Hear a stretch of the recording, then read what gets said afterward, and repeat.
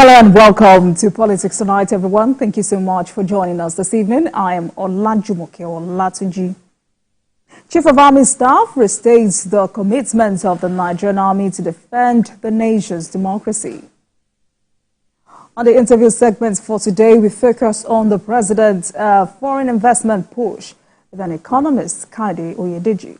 We say with Politics Tonight, we'll be right back.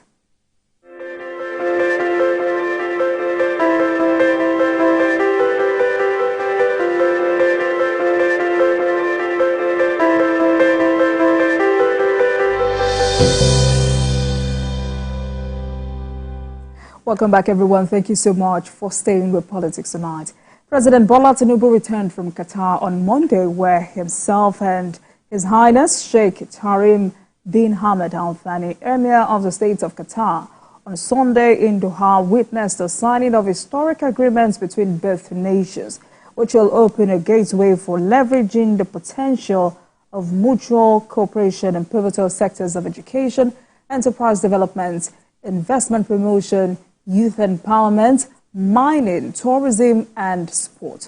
Tonight, let's speak with an economist, Kade Oyedeji, on President Tinubu's foreign investment push and the gains therein for Nigeria and Nigerians. Thank you so much for joining us, Mr. Oyedeji. So good to see you again. It's been a while. Yeah, it's good to be back. Right, so let's start. The president has been traveling from one country to another, signing MOUs and negotiating trade deals.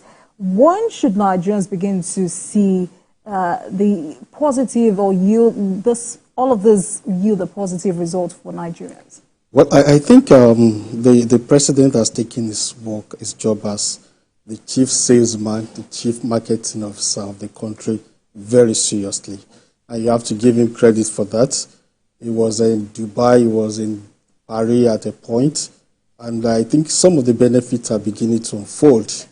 I think just today we realized that people can travel to Dubai again, and that's part of the achievement, some of the successes he recorded in this with his visit to Dubai.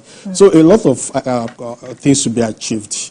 The reality is there's investable funds all over the world, and they're highly competitive.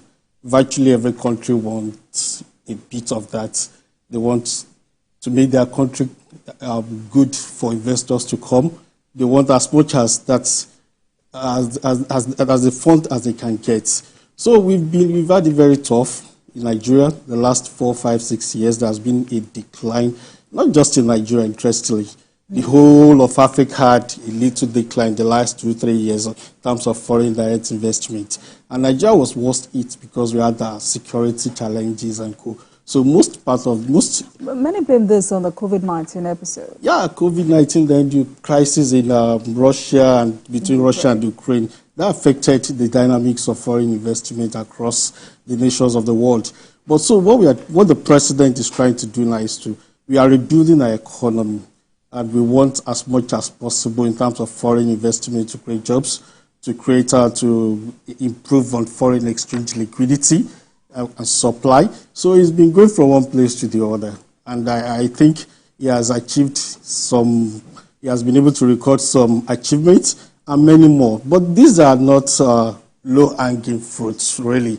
They are things that will require a lot of consistency, a lot of commitment, and a lot of home cleaning.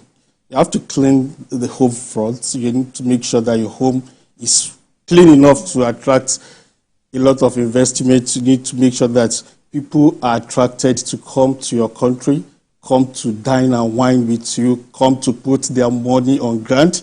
So it's a long walk, a long one, but the president's commitment, the president's determination is not in question. It's very obvious. Absolutely. He's ready to go anywhere, provide incentives for investors, speak their language to them, assure them about Nigeria, tell them about some of our problems and what he's doing to address those problems. If you notice what he did in Qatar when he was there, he talked about the reforms that he has undertaken and ongoing reforms in Nigeria, and the results he expects from those reforms.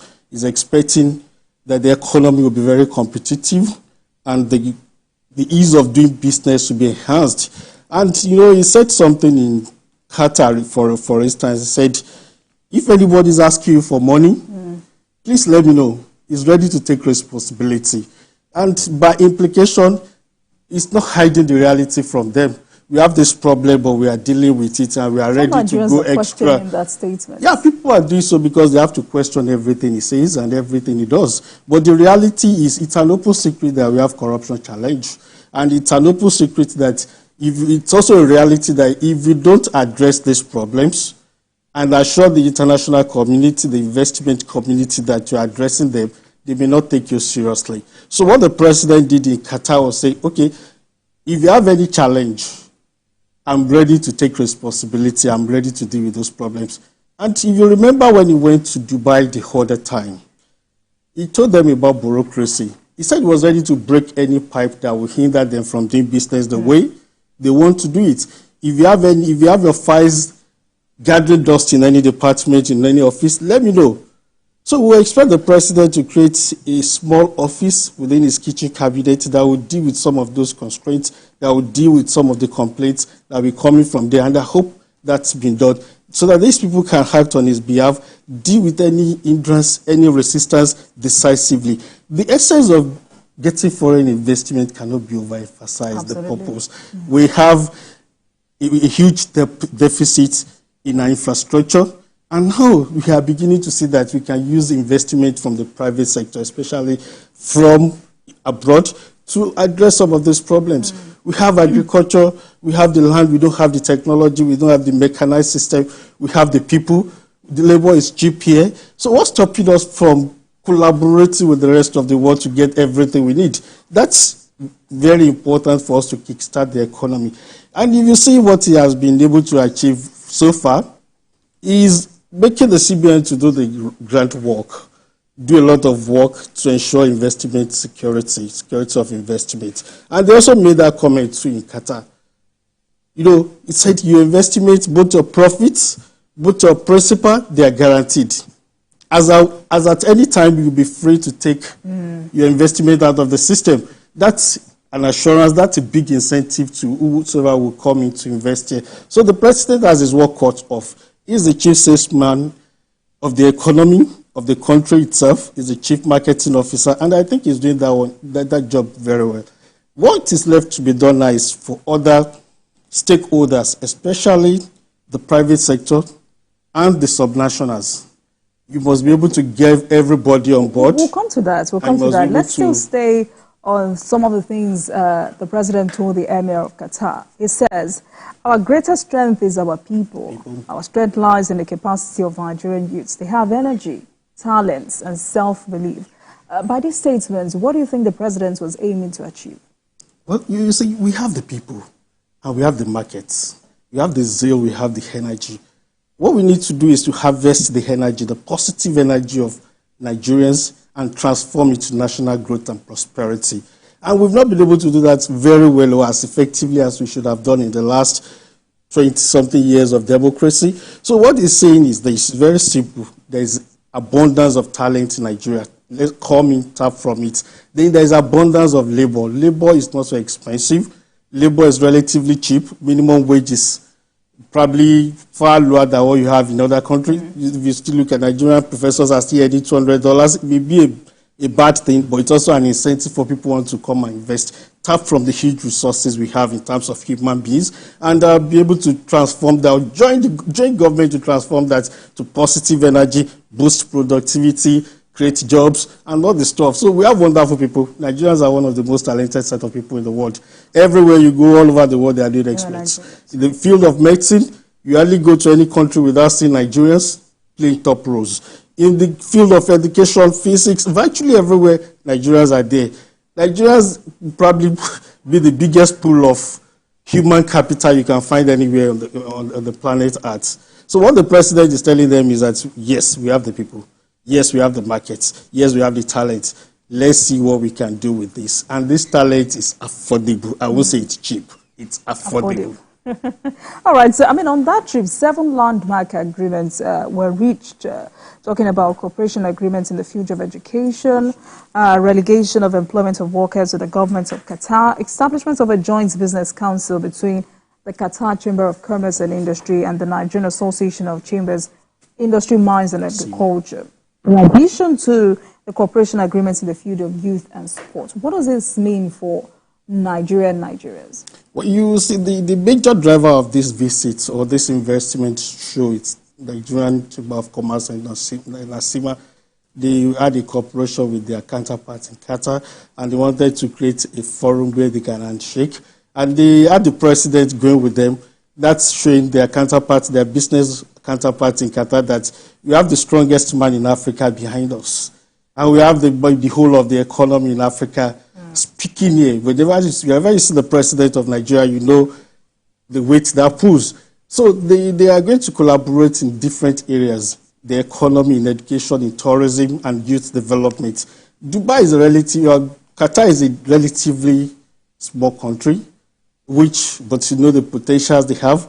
You know the huge resources in their sovereign wealth fund. They have a lot of money that they can use to help Nigeria to stabilize different sectors of the economy, and which is good for us. Education, Nigerian education sector is open for private sector investment, research, different forms of collaboration. Then you go into tourism.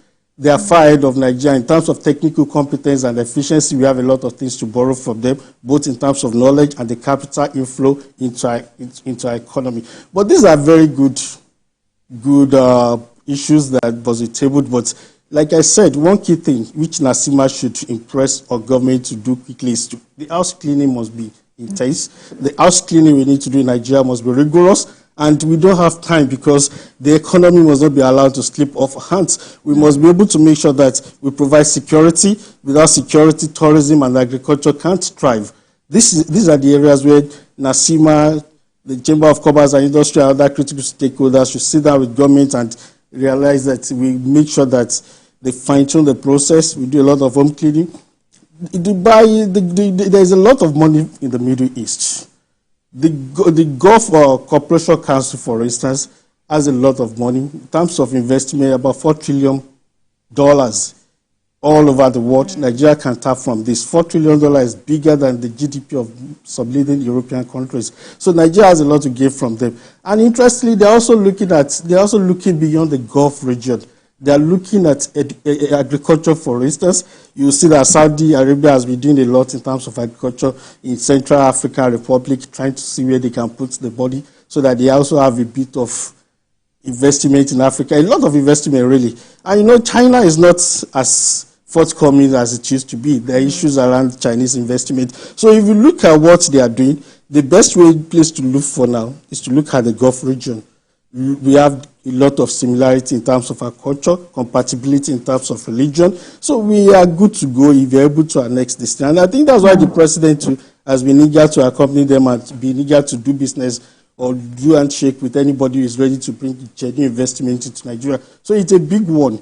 In the Gulf region, they have sovereign wealth fund. About 10 of them accumulated investment of over $4 trillion. Absolutely. So if we are able to tap from this, then we are good to go. Please go ahead. Land. Yeah, we have everything they need. Right. So, but what do you think we also stand to gain from this MOU on combating illicit trade in narcotic drugs? The earlier we get rid of narcotic drugs all over the world, it's a major challenge.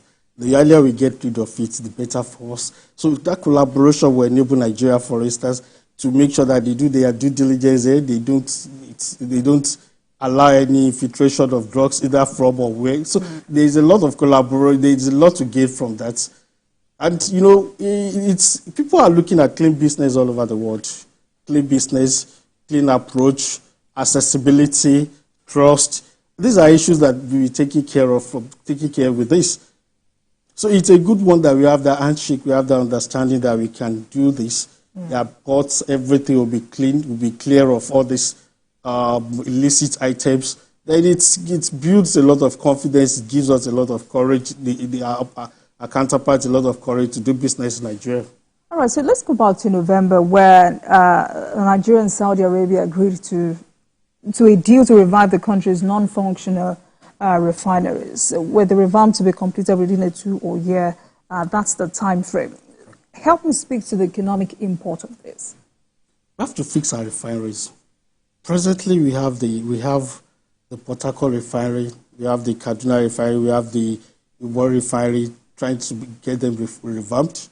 We've not been able to achieve much, but in terms of Port Harcourt refinery, reports have it that we've made a lot of progress and before the end of the year, production will start fully. The same thing with Dangote refinery. But you see, we need to create that capacity in such a way that we meet local demand, which Dangote and all of them can achieve now. And we also push a lot into exports. You know, we have the West African trade region. It's open to Nigeria to do a lot of business. So the idea is that the more we have in that sector, the more the merrier. So Saudi is planning also because they have technical competence, you know what Aramco and all of them can do. Technical competence in oil refinery. It's a lot of work. It's a lot of investment. They can coming to Nigeria gives us a lot of advantage, which I think we should not toy with. At the moment. Oh, all right. So the president continues to make the country attractive to investors in the bid to revive the economy. As an economist, what do you think is the president's economic policy? I mean, to put this in proper perspective, what do you think is the president's economic policy? The president has a history of working with the private sector to achieve economic growth. It's not a new comma in that he was governor in Lagos State. And what he did in Lagos State was extraordinary in terms of engaging the private sector to solve public problems. The waste management in Lagos, for instance, was a huge problem. He brought in the private sector, they were able to resolve it. This week, the private initiative in energy in Abia State has taken effect. Well, you know, before then, President Tinubu initiated a similar thing in Lagos with the Enro project. If that had not been stalled by politics and lack of trust, mistrust at the federal level, by now Lagos would have gone beyond where Abia is celebrated today. So the president has a very rich history of getting the private sector involved in solving problems. So if you look at his philosophy, economic philosophy, you don't need to look too much. He's going to work towards free markets. Is going to enhance competitive tendencies within the economy, and is going to open up the economy in such a way that everybody is willing to do genuine business, is willing to create value, will be welcomed, will be provided for, there will be incentives for people. So he's leaning clearly towards the free market enterprise, which is good. It's a bit of capitalism, but the key thing there is efficiency. Private sector investment, ensuring that there is efficiency within the economy. Right, but which of these trips or these agreements do you consider as the most beneficial, the most engaging and fruitful for the country? What I would say is a trip to the G20 was very, very good. It was like announcing to the whole world that there is a new Nigeria. And we'll be able to do business, reasonable business with that forum. You'll be able to advertise and market yourself very well. Strike the right deal, discuss business, then you are on a strong footing. I think of all his trips so far, that has been the most impressive and a very good advertisement for Nigeria.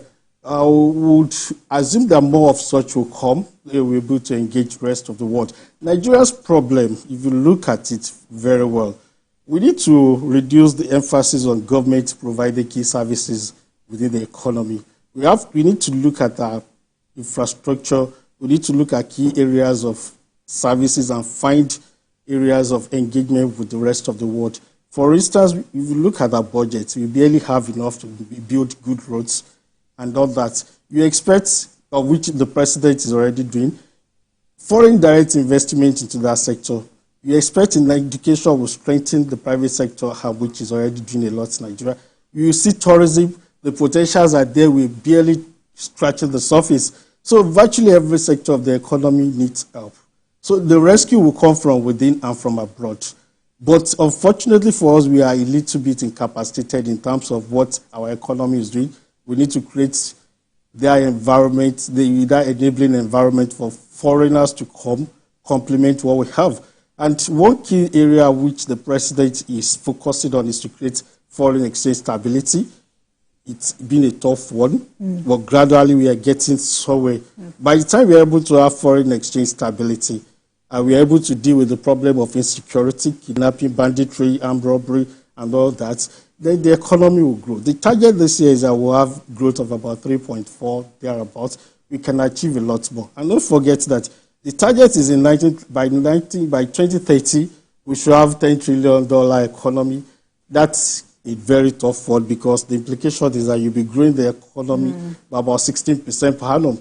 But we have a long way to go. We don't see ourselves achieving double-digit growth in the economy in the next 4 or 5 years, but it's achievable. But we must put our house in order. We must be able to. Everybody is interested in Nigeria. We have about 200 million people, and we have a lot of able-bodied men. If you wake up in Lagos early 4 a.m., some people are already doing one productive activity. That's the zeal and the energy you find in Nigeria. It's not common everywhere. So when people say Nigerians are lazy or dozy, you begin to wonder what kind of Nigerians they know or they are talking about. It all depends on the system enabling them to be productive, enabling them to be positively active. That energy we must be able to harvest the energy. We must be able to synchronize it and put them into proper usage and bring in technology, all this. In fintech, we see what Nigerians are doing. We are practically the best in the world. And if you go into entertainment too, we've seen that nobody beats Nigerians in that field too. So we have to continue to see how we can take advantage of this strong traits. But as an economist, I want to talk to us about the significance of this trade agreement with Germany. That was a deal that calls for the West African nation to export liquid natural gas under one deal, that's the Riverside LNG of Nigeria, to supply 850,000 tons of liquefied natural gas to Germany each year. I think that will start in 2026. Yes. What's the significance of this? Well, you know, the Ukraine crisis has taught Europe a lesson that they can't rely too much on that axis, especially Russia, for supply of their liquefied gas. And so the Chancellor of Germany did well to look at which area can supply as much as they need. So they are looking at if what has happened in Russia has taught them a lesson. So they are beginning to look towards Nigeria, and it's good that the president embraced Germany. Is telling Germany, see, you can do everything you need. So Nigeria is set to make a lot of revenue, even bigger than the revenue from oil, if you're able to pursue this agreement to a logical conclusion. Gas has the potential to give Nigerian foreign exchange earnings as much as oil or even more. So the focus for the next generation is on clean energy, which gas is more of it than oil. So the president is on the right path, and that agreement we hope will eventually, every detail will be faithfully or diligently executed. All right, thank you so much. Now, before I let you go, before I let you go, what, in your opinion, do you think the president should focus on in mitigating the economic hardship out there? Well, you see, we're having a reform. We're having a set of reforms. And when you have reforms, they come with a lot of pressure. I don't want to call it hardship. What the president should do for Nigeria is to make sure that proceeds of these reforms are not spirited into private accounts. That's very key. What we have is similar to what Babangida did with SAP. But unfortunately, as the proceeds were coming in, they were using it to buy mansions for the leaders, hosting African unity, buying all kinds of cars. We must, at this point, if the president will help the masses, you must get the governors, the subnationals to buy into an understanding that every kobo from these reforms will be used to develop Nigeria, be used to develop Nigerians.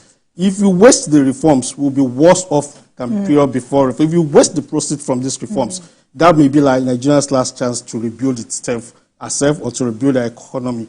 We must not let politicians, we must not let governors, we must not let ministers siphon the proceeds of these reforms. These reforms should lead to greater quality in our services, more efficiency in our services, better infrastructure. You know, money moves about in cycles. If there are leakages within the economy, within that circular flow of income, then you've wasted it. Reduce red taking within the economy. Reduce it to the barest minimum. Reduce people living large on government. You know, it's like every kobo comes to service offices, not to provide services. Government must look at that. You can't live large on people's sweat. You know, this money is invariably coming from our pockets. Absolutely. If you were spending 120,000 naira on a car before now, you'll be spending probably 240,000. Just an so people are paying a lot. Government must make sure that this money is not used to make those in government look better, but to make government itself look better and to make the people look better. So that's critical. Very instructive. Thank you so much for joining us this evening. I've been speaking with Kayode Edeji, an economist, tonight to focus on the president's foreign investment push and the gains bearing for Nigeria and Nigerians. Thank you so much for joining us once again.